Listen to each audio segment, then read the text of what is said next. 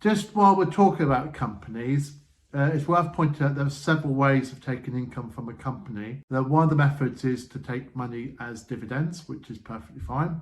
One of them is to take income as PAYE, i.e. as a salary. And the third option is the use of directors' loans. Now, I must caveat, there are two types of directors' loans.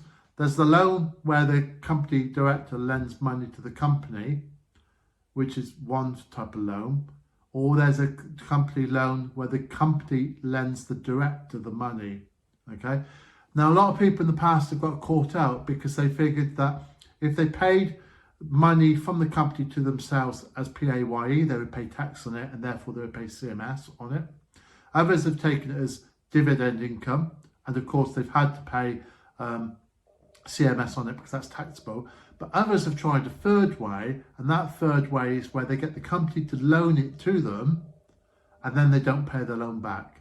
Well, that's, as a strategy, doesn't really work, because any dividends, or sorry, any loans from the company to the director, if they're not paid back within 9 months of the year end, there's a tax liability, okay? So you're not saving any tax whatsoever.